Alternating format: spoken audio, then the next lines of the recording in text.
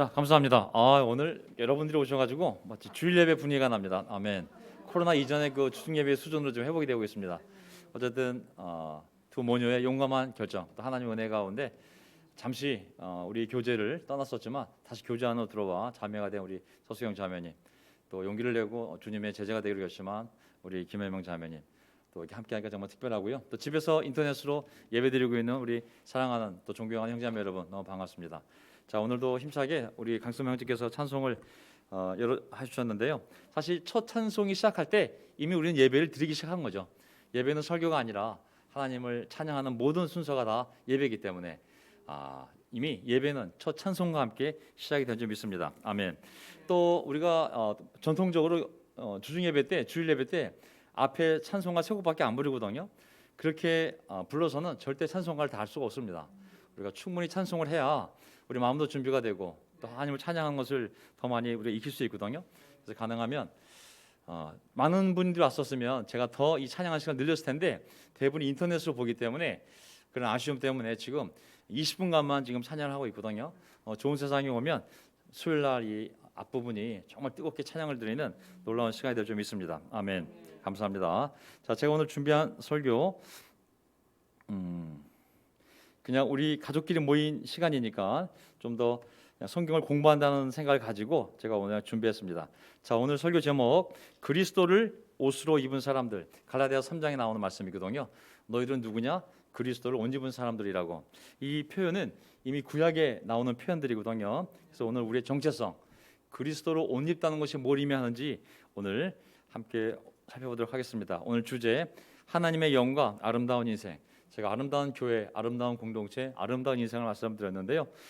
오늘 이사야 61장을 가지고 좀 더 아름다운 공동체, 아름다운 인생을 살아가는 우리가 어떻게 우리 삶을 바꾸고 세상을 바꿔나가는지 아름다운 세상으로 좀 더 한번 살펴보도록 하겠습니다. 오늘 요점 하나님께로부터 기름 부음을 받다. 우리 모두 메시아가 하나님의 기름 부음을 받은 자란 뜻이잖아요. 하나님의 아들께서 메시아로 오신 분이잖아요. 근데 우리 역시 하나님께로부터 기름 부음을 받은 사람들이죠. 아멘. 다 우리가 성령 세례 받은 사람들이거든요. 우리 모두 하나님의 기름 부음을 받은 사람들입니다. 세례 받을 때 우리 여명이도 하나님의 기름 부음을 받은 성령님을 선물로 받은 것이죠. 성령께서는 그 사람 안에 들어가게 되면 그 사람을 통해 역사하기 시작하지 않습니까?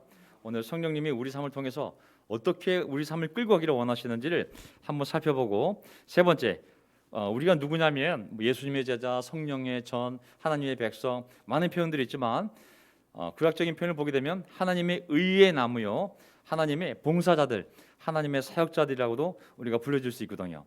그래서 오늘 함께 살펴보도록 하겠습니다. 자, 오늘 첫 번째 포인트부터 시작해 볼까요? 자, 첫 포인트 하나님의 영과 아름다운 인생. 하나님께로부터 기름 부음을 받다. 하나님께로부터 기름 부음을 받다. 먼저 예수 그리스도부터 살펴보겠습니다. 이사야 61장 주 여호와의 영이 내게 임하셨으니 이는 여호와께서 내게 기름을 부으시고, 여기 보세요. 기름을 붓다와 영이 임하는 게 같은 표현이잖아요. 그렇죠? 예수님께서 이제 이 구절을 누가복음 4장에 인용하셔서 이 말씀이 나한테 이루어졌다고 말씀하셨는데, 어쨌든 여기서는 이사야의 예언이지만 이사야 자신을 두고 한 말이 아니라 성령의 감동으로 인해서 이제 앞으로 오실 하나님의 아들이 이 땅에 오시는 걸 미리 예언을 하는 구절이기 때문에 주 여호와의 영이 내게 임하셨으니 이는 여호와께서 내게 기름을 부으셨다. 메시아라는 단어가 어디서 왔냐면 여기 나와 있듯이 마샤흐라네인 히브리어 동사, 기름을 칠하다, 기름을 바르다, 좀 기름을 붓다. 하여간 기름을 바르다, 칠하다, 붓다, 그런 동사가 있어요. 영어로는 anoint. 그래서 이 마샤흐라는 동사에서 메시아라는 명사가 나온 거거든요. 알다시피 구약 시대에 이 기름을 붓는 이유는 어떤 통치자 아니면 어떤 직분에 임명을 하고 취임 의식을 치를 때 많은 사람들 앞에 공식적으로 이 사람을 보여야 되잖아요. 그때 그 성별하는 기름, 그 기름을 부음으로 말미암아 공식적으로 그를 임명하는 절차인 것이죠. 바르기도 하고 붓기도 하고, 바르다 붓다 같은 한 동사, 마샤흐라는 동사를 번역한 거거든요. 그래서 우리는 대통령이 보통 하면은 선서하지 않습니까? 대통령 선언식.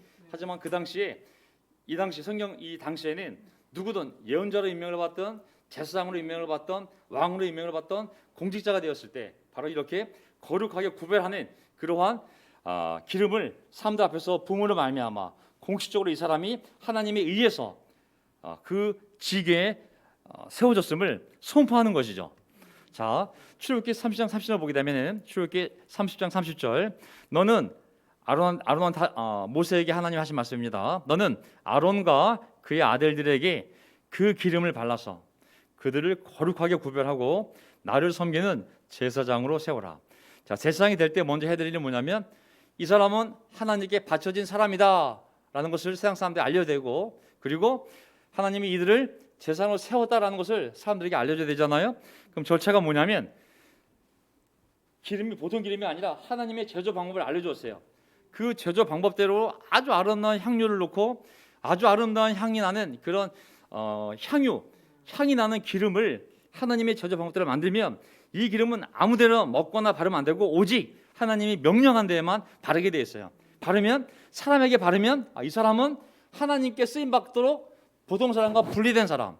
어떤 그릇에 바르면 이 그릇은 하나님께 제사에 쓰이도록 특별히 구별된 그릇이라는 의미가 되는 거거든요. 그래서 그렇게 기름을 발라서 그들을 거룩하게 구별하고 이 사람은 하나님께 바쳐진 사람입니다. 보셨죠? 하나님이 이 사람을 쓰기로 결정했습니다. 이 사람의 인생은 이제 하나님 위해서 살아가는 겁니다. 구별하고 그리고 나서 나를 섬기는 제사장으로 세우라고 그랬거든요. 이렇게 사울 왕도 기름 부음 받았고, 그다음에 다윗 왕도 기름 부음 받았고, 솔로몬 왕도 기름 부음 받았고, 그리고 아론과 아론의 아들들도 제사장들도 기름 부음 받았고, 선지자들도 당연히 하나님의 기름을 부음 받아야지만 하나님을 위해서 봉사할 수 있는 그러한 권위가 주어지고 자격이 주어지고 그리고 책임이 따르기 시작한 것이죠. 제가 설명하는 이유는 우리가 다 기름 부음 받는 자들이기 때문에 그 기름 부음 받음이 성령을 받았다는 것이 어디서부터 왜 연유됐는지를 한번 생각해 보자고 말씀을 드리는 겁니다. 우리도 성령에 의해서 거룩하게 구별된 사람들이요, 만인 제사장, 하나님을 위한 제사장으로 우리가 다 세워진 사람들입니다. 자, 기름 부음다는 것은 명예로운 직위를 표현하는 반면 또한 주어진 책임도 나타나는 거거든요. 기름을 받다는 것은 사람의 기름을 부어서도 그것은 하나님이 저 사람을 통하여 저 사람을 선택한 거기 때문에 사람이 기름을 부어도 결국은 하나님의 기름 부음과 똑같은 것이거든요. 사람들 그 사람을 존중해야 되고 그리고 당연히 그 권한이 있다면 막중한 책임도 함께 주어지는 것이거든요. 그래서 우리가 당연히 기름 부은 그 자를 왕이 되었던 제사장이 되었던 예언자가 되었던 우리가 존중해야 되는 것이었고, 오늘 이 시대는 우리가 또한 하나님의 기름 부음 받은 자이기 때문에 우리의 삶을 서로 존중하는 가운데 우리의 책임 또한 우리가 느껴야 되는 것이죠. 그래서 요한일서 2장 20절을 보게 되면 그리스도인들에게 사도 요한께서 편지를 써보내면서 거짓 영주자들이 헛소리를 많이 하는데 현혹되지 말라고, 너희들은 이미 하나님의 기름 부음을 받아서 성령님이 안에 있기 때문에 무엇이 거짓이고 무엇이 진리인지 다 구별할 수 있는 사람들이라고, 그러한 말을 할 때 쓴 표현이 뭐냐면 요한일서 2장 20절, 여러분은 거룩하신 분에게서, 거룩하신 분은 홀리완, 홀리완은 하나님 아버지 아니면 그분의 아들 예수 그리스도 두 분 다 의미하는 거거든요. 기름 부음을 받았습니다. 나오잖아요. 기름 부음. 마샤. 요한일서 2장 27절, 그러나 여러분은 그분에게서 기름 부음을 받았고 지금도 기름 부음 받은 상태를 보존하고 있으므로 여러분은 모든 것을 알 수 있습니다 라고 말씀하는 거거든요. 그래서 우리 각자는 하나님의 기름 부음을 받은 사람들인 것을 믿습니다. 아멘.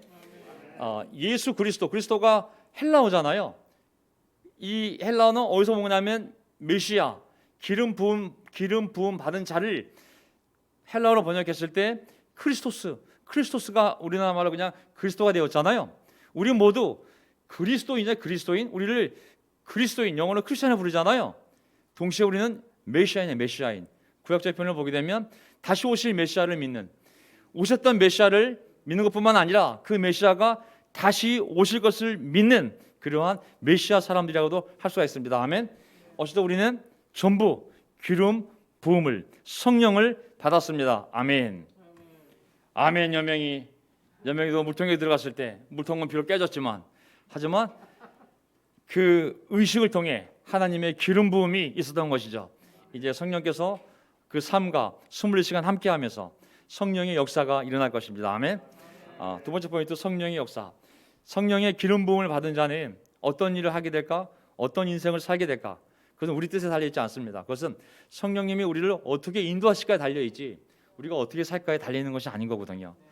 분명한 힌트는 뭐냐면 예수님이 성령 충만하여 살아간 그 삶을 우리도 성령의 인도를 따라간다면 예수님의 모습이 우리의 모습이 될 거라는 것은 분명한 모습인 것이죠. 어떤 교회가 멋있는 교회고 영적인 교회냐? 그것은 사이즈가 아닙니다. 작다고 다 진리도 아니고 좁은 문이 아니고 또 하나님 위대하다고 해서 큰 교회가 또 진리의 교회도 아닙니다. 성령의 인도를 받아 예수님의 모습을 닮아가는 교회가 작던 크던 그것이 바로 진실된 교회가 아닌가 싶습니다. 자, 이제 성령의 역사. 자, 주님의 영이 내게 임했다고, 하나님 나에게 기름을 부으셨다고. 그러면 이제 주님의 영이 임했다면, 그 거룩한 기름을 발랐다면, 부었다면 어떤 일이 벌어지느냐? 첫째, 가난한 자들에게 아름다운 소식을 전하게 하시는 것이라고. 기름 부음의 목적이 분명해요. 하나님이 자기 아들을 기름 부은 목적이 분명해. 왜 하나님의 영이 그 육신에 임하냐면, 너 슈퍼맨이야, 이제 너 힘센 사람이 됐어. 그것을 과시하는 것이 아니라 목적이 분명한 거예요. 가난한 자들에게 아름다운 소식을 전하게 하시려고. 주님의 영이 내게 임했고 하나님이 나에게 기름을 부으셨다고. 가라고. 가서 가난한 자들에게 아름다운 소식을 전하라고. 자, 근본적인 목적은 아름다운 소식, 또 좋은 소식, 기쁜 소식을 전하기 위함인 거죠. 저는 이제 이것이 마태복음에 가면은 산상수훈에 당연히 마음이 심령이 가난한 사람은 복이 있나니 시작되잖아요. 저는 여기서 이제 그 뿌리가 여기서 나온 거기 때문에 구약에서의 이 11단어를 우리가 함께 보고 싶어요. 제가 설교 중에 신약은 헬라어로, 그 다음에 구약은 히브리어로, 그리고 가끔 영어 중에 NIV 버전하고 킹제임스 버전의 영어를 가지고 하는 이유는, 자, 첫째는 한국말로 번역된 많은 성경 번역본이 있어요. 그를 참고를 하고, 두 번째는 좀 더 영어 버전을 보게 되면 이렇게도 번역될 수 있구나. 또 하나는 더 정확한 것은 구약은 히브리어로 기록이 되어 있고 신약은 헬라어로 기록되어 있기 때문에, 제가 당연히 학자는 아니죠. 하지만 신학교 때 배웠던 히브리어와 헬라어, 그리고 졸업한 이후로 계속 설교를 해야 됐기 때문에 공부를 해왔으니까 당연히 어떤 부분은 우리가 그것을 보게 되면 더 깊은 확신을 갖고 새로운 마음을 가질 수 있거든요. 여기서 가난한이라는 히브리어 단어를 보게 되면 여기는 아나우라는 뜻이 있어요. 아나우라는 히브리 형용사예요. 여기는 정확한 뜻은 뭐냐면 고통받는, 그래서 비참해진, 그래서 겸손해진 뜻이 있어요. 이 세 가지 뜻이 이 아나우라는 가장 기본적인 이 아나우라는 형용사의 뜻이에요. 억압을 받든 아니면 상처를 받든 어쨌든 간에 고통을 통해서 낮아진, 비참해진, 그리고 그걸 통해서 겸손해진, 겸손이라는 뜻이 있어요. 그러니까 가난한 자들이라는 것은 바로 이런 상태를 얘기하는 거거든요. 그렇다면 여기서 누가 가난한 자들인가? 바로 포로로 끌려가서 비참해진, 그래서 이제 하나님 앞에 겸손해진 이스라엘 백성들이 바로 가난한 자들인 거죠. 남의 나라에 끌려갔으면 얼마나 사람이 고통을 당하며 비참해졌겠어요. 그들이 교만해져서 하나님을 떠났지만 이제 포로로 끌려가서 정말 심령이 가난한 자들이 된 것이죠. 하나님 앞에, 하나님 당신밖에 없습니다라는 그런 겸손한 마음이 만들어진 것이죠. 물질적으로 가난한 것이 이 가난하다는 표현 아닙니다. 이스라엘이 바빌론 포로로 끌려갔을 때 예레미야서 보게 되면 하나님께서 뭐라고 말씀하셨냐면 70년 동안 너네 회개하라고, 단 잘 먹고 잘 살라고, 내가 너희들 포로로 끌려가지만 잘 먹고 잘 살게 해줄 거라고, 대대 손손 딴 생각하지 말고 잘 먹고 잘 살라고, 회개하면서 때가 되면 돌아오게 할 거라고. 물질적으로 가난하지 않았어요. 그들이 비록 비참한 노예의 신분이었지만 남의 나라에 하나님이 먹고 사는 걸 해결해 주었어요.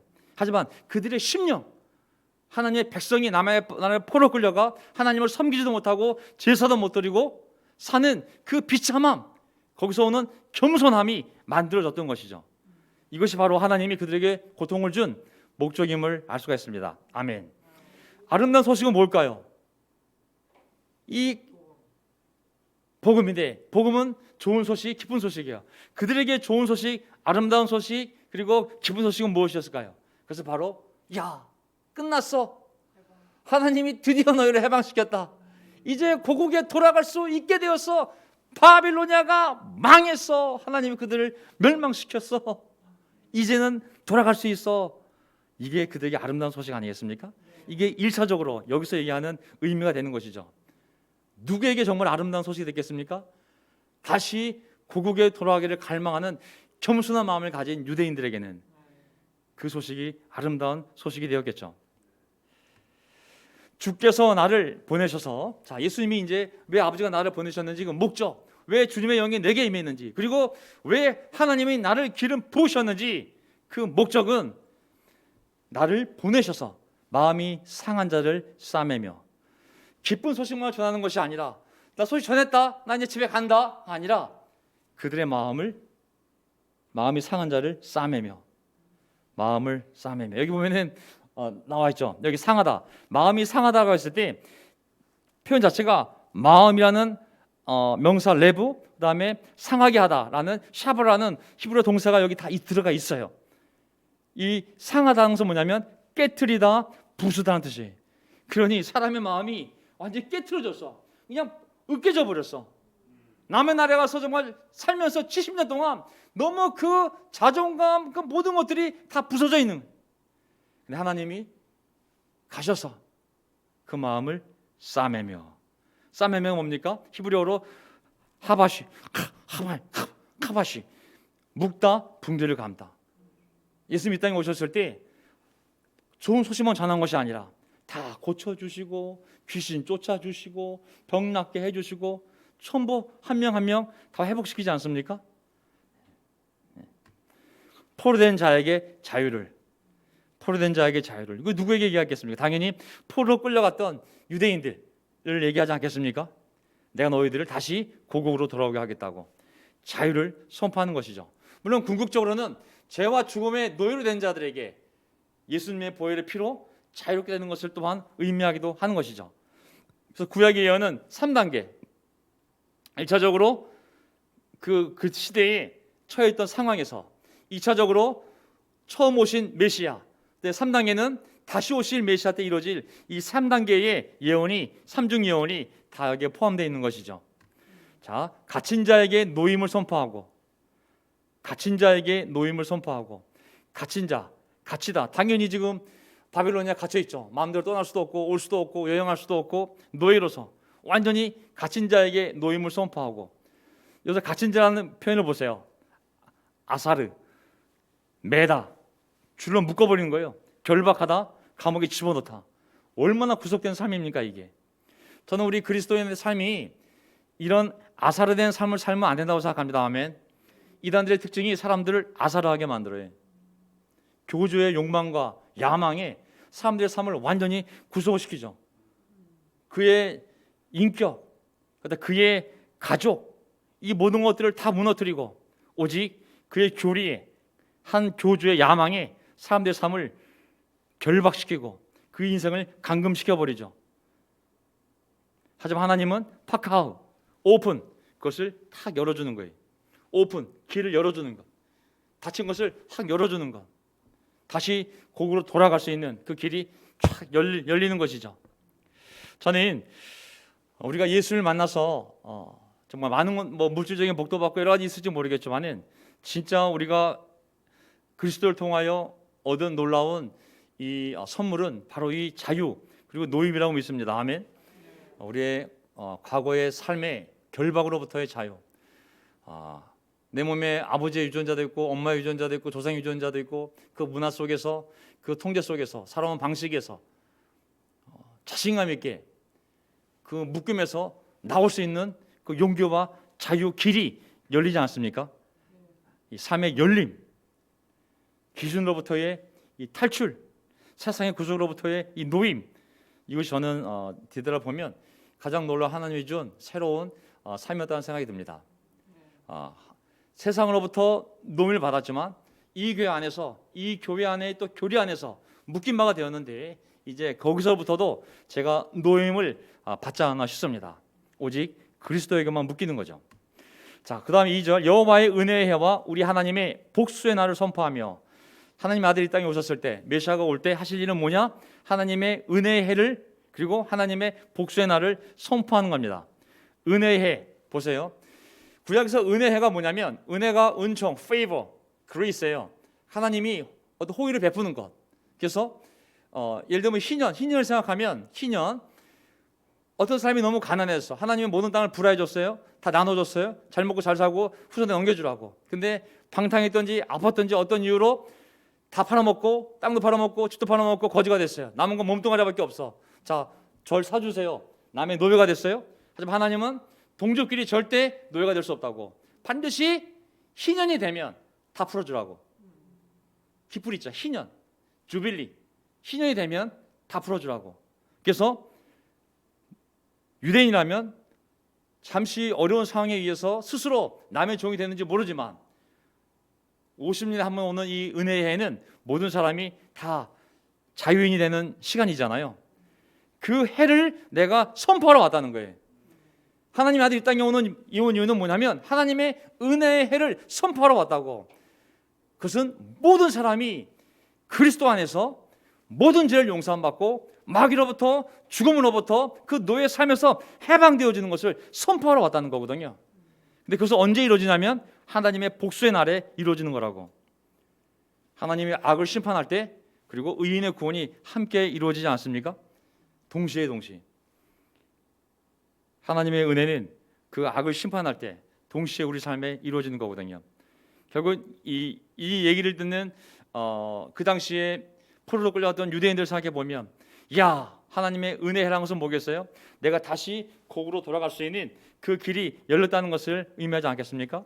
그리고 이 심판은 누구에 대한 심판이겠어요? 바벨론에 대한 심판이겠죠. 바벨론이야, 내 백성을 무자비하게, 내가 기대했던 것보다, 시켰던 것보다 더 악하게 내 백성을 다루었던 이 바빌로니아를 하나님이 심판하는 것이죠. 바빌로니아가 멸망한 날, 페르시아에 의해서 멸망된 날, 바로 하나님의 백성들이 고개 돌아올 수 있는 길이 열린 거거든요. 하나님의 은혜의 해와 하나님의 복수의 날이 같은 날 일어나는 것이죠. 애곡하는 모든 자들을 위로하게 하시고, 애곡하는 모든 자들을 위로하게 하시고. 누가 애곡하겠어요? 죽음 때문에, 또 그들이 당한 재난 때문에 그들이 애곡하지 않겠습니까? 슬퍼하는 자들 위로하게 하시고. 결국은 하나님은 우리를 위로하게 하시는구나. 어떠한 것으로부터 오는 슬픔인지 모르겠지만, 고난인지 모르겠지만, 하나님께서는 그들을 위로하시는 위로의 하나님임을 우리가 믿읍시다. 아멘. 사람의 감정도 공감해 주시고, 그 슬픔과 그 모든 것을 다 느끼는 하나님께서 그 마음을 동정하고 위로하시는 하나님이신 거죠. 시온에 슬퍼하는 자들에게 제대신 아름다운 화관을. 보세요. 이제 우리 삶이 어떻게 변화되어져야 되고, 세상을 우리가 어떻게 변화시킬지, 성령이 임한 자의 삶이 어떻게 변화되고, 그 성령을 따라 사람들에게 삶을 어떻게 변화시켜 주는지를 이 구절들 잘 보세요. 시온에 슬퍼하는 자들에게 제대신 아름다운 화관을 씌워준다고 그랬잖아요. 여기서 죄를 뒤집어 쓰는 것은 알다시피 삼베옷을 입고, 가장 거친 옷을 입고 그 죄를 흩날리면서 정말 통곡하는 것이 이 슬픔의 표현이잖아요. 하지만 그 죄를 뒤집어 쓰는 것이 아니라 이 머리 수건, 두건, 머리 위에 아름다운 화관을 씌워준다고. 야, 죄가 아니라 아름다운 화관을, 그리고 슬픔 대신 기쁨의 기름을. 여기 기름 나오지 않습니까? 슬픔의 눈물 대신 기쁨의 기름을. 죄가 아니라 아름다운 화관을, 그리고 슬픔 대신 기쁨의 기름을.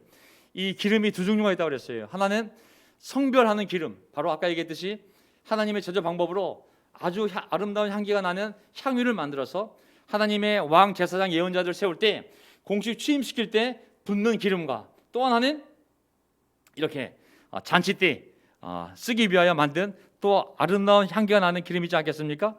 기쁨의 기름은 바로 잔치를 얘기하는 거거든요. 그러니까 이 사람들이 머리 위에 아름다운 화관을 쓰는 것도 축제, 잔치 때 쓰는 거거든요. 그리고 이 기름도 사람들을 초대해서 손님이 왔을 때 아이고 잘 오셨습니다 하고 발라주는 거예요. 그럼 그 사람한테 기름이 흐르면서 아름다운 향기가 나지 않겠습니까? 축제 분위기를 띄우는 거죠. 죄를 쓰는 슬픈 인생에서 이렇게 축제 인생을 만들어 그 인생을 즐겁게 만들어주겠다는 것이 하나님의 약속인 것이죠. 우리 그리스도인들 더 이상 슬픔에 잠겨 있으면 안 됩니다. 아멘. 왜? 슬퍼하는 자들에게 아름다운 화관을, 여기 슬픔 대신 기쁨의 기름을, 더 나아가서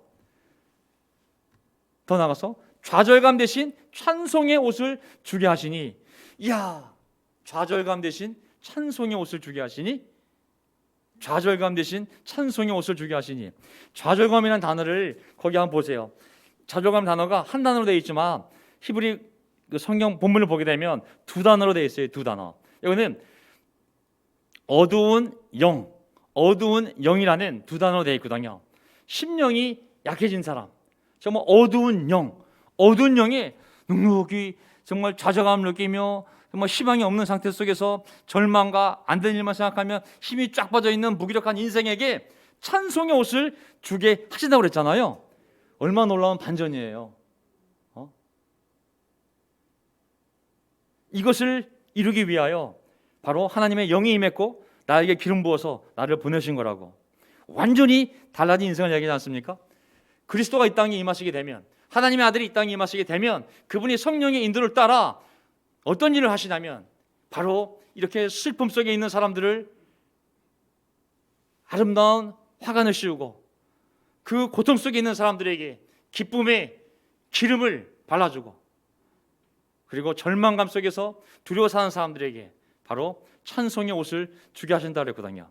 얼마나 달라진 인생입니까? 아멘. 얼마나 달라진 인생입니까? 이게 교회고, 이게 복음이고, 이게 우리의 삶이어야 되고, 우리가 하고자 하는 일이 바로 이런 일인 줄 믿습니다. 아멘. 신약교회의 모든 사람들이, 병든 사람, 귀신 들린 사람, 모든 고통당하는 사람들이 예수께 나와봐 완전히 고침을 받고 이런 인생을 살게 되지 않았을까요? 저 자신도 감히 이 말씀이 저에게 이루어졌다고 믿습니다. 아멘. 시편 23편 5절을 보게 되면, 그 잘 아는 이 시편 23편을 보게 되면, 주는 나의 목자시니 내게 두려움 없어라, 그 시작되는 구절 있잖아요. 5절에 뭐로 되어 있냐면, 주님께서 저의 원수들 앞에서 저에게 상을 차려주시고 내 머리에 기름을 발라주시니, 마샤, 내 머리에 기름을 하나님께서 부어주시니 저의 잔도 가득합니다. 수많은 원수들이 보고 있는데 밥상을 차려주시고 내 머리에 최고의 VIP 손님에게 부어주는 기름을 싹 부어주는데 원수들이 그걸 보고 있는 거예요. 이야, 쟤 누군데 저렇게 하나님이 저 사람에게 기름을 부어주냐. 이렇게 영광스러운 삶으로 우리 인생을 바꿔가시는 줄 믿습니다. 아멘. 저는 이 말씀이 제 삶에 100% 이루어졌다고 생각합니다. 100%. 그래서 저는 절대 어려운 상황에 와도 슬프게 살고 싶지 않아요. 아멘. 그것은 교회에 어울리지 않는 단어고, 그리고 우리 삶에 어울리는 단어가 아닙니다. 그런 상황은 오겠지만 하나님은 성령님을 통해서 계속 우리의 삶이 변화되어지고 이렇게 변화될 수 있도록 하나님이 역사에 가실 줄 믿습니다. 우리가 순종만 할 수 있다면, 믿고 순종만 할 수 있다면 이런 놀라운 변화들을 코로나로 생기든 어떤 사고로 생기든 피할 수 없겠지만 어떤 것들은, 하지만 계속 하나님이 이렇게 우리의 삶을 기쁨의 기름으로, 그리고 찬송의 옷을 입고, 그리고 아름다운 화관을 두르며 살아가는 인생으로 만들어 갈 수 믿습니다. 아멘. 하나님의 의의 나무, 마지막 포인트, 하나님의 사역자들. 구약의 이제 61장을 보게 되면 바로 우리를, 그리스도를 통하여, 메시아를 통하여 변화되어진 사람들이 이제 어떻게 살 것인가, 그들의 기쁨으로 끝날 것인가, 아니면 그런 기쁨을 누린 사람들이 어떻게 살아갈 것인가를 생각해 봤을 때 그들이 이런 삶을 산다는 거예요. 하나님의 의의 나무로, 하나님의 사역자들로. 자, 보세요. 자, 그들이 여호와께서 자기 영광을 나타내시려고 심으신 의의 나무들이라 불릴 것이다. 아멘. 그리스도가 오면 이러한 변화들을 맞이하고, 그리고 그들은 하나님께서 자기 영광을 나타내시려고 심으신, 하나님이 직접 심으신 의의 나무들이라고 불릴 것이다. 아멘. Tree of righteousness. Tree of righteousness. 의의 나무들이라고 불릴 거라고. 하나님이 직접 심으신. 포로로 끌려가기 전에 그들이 하나님을 거절해서 하나님 뽑아냈어요. 이 악한 놈들. 아름다운 땅, 아름다운 산을 주었더니 결국은 우상을 섬기고 더러운 마음으로 바뀌었어. 그러면 뽑아내가지고 바벨론에 심어버렸어요. 하지만 다시 때가 되어서 하나님의 영을 받은 메시아가 와서, 다시 인도자가 와서 그들을 다시 고국에 돌아오게 했을 때 그들의 삶을 아까 얘기했던 아름다운 화관, 그리고 기쁨의 기름, 그리고 찬송의 옷을 입히고, 그리고 나서 이제 그들이 어떤 삶을 사냐면 하나님의 영광을 드러내는 하나님의 의의 나무들로 심어 놓을 거라고 말씀하신 거거든요. 아멘. 뽑혔던 그들이, 죄악으로 인해서, 교만으로 인해서 뽑혔던 그들이 포로로 끌려가 가난한 심령, 고통을 통하여 비참해지고 겸손해졌을 때 다시 그들에게 기쁜 소식이 전해지고 그들이 다시 고국에 돌아와 이제 놀라운 삶이 회복이 되고, 더 나아가서 하나님의 영광을 나타내는 하나님이 직접 심은 의의 나무들이라 부를 거라 했거든요. 너무 멋지지 않습니까? 저는 제 삶이 의의 나무라 믿습니다. 아멘. 저는 우리 10명의 삶이 하나님이 직접 심어놓은 의의 나무라고 믿습니다. 아멘. 하나님의 영광을 드러내기 위하여. 물론 명동교회 영광도 좀 드러내주세요. 아멘. 4절, 우리는 어떤 일을 할까요? 4절, 그들은 옛적에 황폐해진 곳을 건설하며 70년 동안 포로로 끌려간 사이에 사람은 다 빠져나갔으니까 그 성벽이 다 무너지고 얼마나 도시가 황폐해졌겠어요. 거기를 건설하며 전에 폐허된 곳을 세울 것이니 황폐한 성들 대대로 폐허된 곳을 수리할 것이다. 아멘. 제가 건설하며 세울 것이며 수리할 것이다, 히브리 단어를 찾아보지 못했어요. 너무 많아가지고. 어쨌든 이런 일을, 무너진 삶을, 무너진 공동체를, 무너진 관계를, 무너진 사회를 다시 세우는 그러한 놀라운 의의 나무들이 될 것이다. 아멘. 우리 삶도 수리가 되고, 그리고 우리 주변의 관계들을 다시 세우는 이런 놀라운 의의 나무가 될 것이다. 그러면 어떤 일이 벌어질까요? 타국인들이 서서 너희 양떼를 칠 것이며 이방 사람들이 너희 농부와 포도원 지기가 될 것이다. 지금까지는 그들에 의해서, 타국인들과 이방 사람들에 의해서 너희들이 노예가 됐지만 이제 거꾸로 그리스도가 너희 삶에 와서, 메시아가 너희 삶에 와서 너희를 회복시키면 너희를 끌고 왔던 그 사람들이 거꾸로 너희들의 양떼를 치며 너희들 농사짓는 농부로 살 것이라고. 무슨 의미겠어요? 우리가 하나님의 심겨진 의의 나무가 돼서 하나님의 영광을 드러내는 삶을 살 때 우리 주변에 믿지 않는 자들이, 우리가 그 일을 할 수 있도록 돕는 자들이 되는 줄 믿습니다. 아멘. 세상도 우리를 공급하는 자들이 된다는 것이겠죠. 아멘. 우리가 영적인 영향을 주면 우리도 그들로부터 뭔가 받아야 되지 않겠습니까? 영적인 영향을 받을 수 없으니까는 육적인 것이라도, 물질적인 영향을 받는 것은 나쁜 것이 아닌 거거든요. 그래서 그들조차도, 세상조차도 너희가 그러한 영적인 삶을 살 수 있도록 도울 거라고. 아멘. 6절, 사람들은 너희를 또 뭐라 부르냐면 주님의 제사장이라고 부를 것이며 하나님의 제사장이라고 부를 것이며 우리 하나님의 사역자라고 일컬을 것이다. 하나님의 봉사자, servant, 종이라고 불릴 것이다. 야, 하나님의 제사장, 하나님의 사역자, 우리가 서로를 이렇게 바라봅시다. 아멘. 우리는 하나님의 제사장이요, 하나님의 사역자요, 봉사자인 줄 믿습니다. 아멘. 우리가 서로에 대한 존중하는 마음을 다시 성경을 통해 회복을 시켜야 되는 거거든요. 우리가 하나님의 제사장으로서, 하나님의 봉사자로서 무너진 성벽을, 무너진 도시를, 무너진 가정을, 무너진 관계를, 무너진 삶을 세우기 위하여 노력할 때 열방의 재물이 너희 것이 되어 너희가 마음껏 쓸 것이고, 아주 좋은 구절입니다. 너희가 마음껏 쓸 것이고 그들의 부귀영화가 바로 너의 것임을 너희가 자랑할 것이다. 아멘. 돈은 너희들이 벌지만 다 나한테 온다고. 아멘. 할렐루야. 물론 목적은 하나, 주님의 제사장으로서 하나님의 사역자가 되어 무너진 것을 수리하고 세우고 건설할 때, 하나님의 의의 나무로서 하나님의 영광을 드러내는 삶을 살 때 세상의 그런 재물조차도 너희들이 그런 삶을 살 수 있도록 다 흘러 들어오게 만들 거라고 하나님이 말씀하시는 것이죠. 아멘. 전 이런 구절 좋아합니다. 아멘. 7절, 그러면서 이제 우리 삶은 어떻게 될까요? 제자의 삶은 너희가 수치 대신에 갑절의 몫을 얻으며 슬픔 대신에 자기 몫을 즐거워할 것이다. 그러므로 그들이 자기 땅에서 갑절의 몫을 소유할 것이니 영원한 기쁨이 그들에게 있을 것이다. 아멘.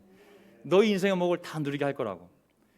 네가 교만으로 인해서, 죄악으로 인해서 우상을 섬기며 비록 뽑혀서 다른 나라에 심겨지만 이제 그 수치 대신에, 그 슬픔 대신에, 포로 생활하면서 겪었던 그 수치, 그 슬픔 대신에 이제 네 땅으로 돌아와서 갑절의 몫을, 하나님이 너에게 준 분깃, 하나님 너에게 준 그 놀라운 유산을 마음껏 누리게 될 거라고. 네 인생을 마음껏 주님 안에서 누리게 될 거라고.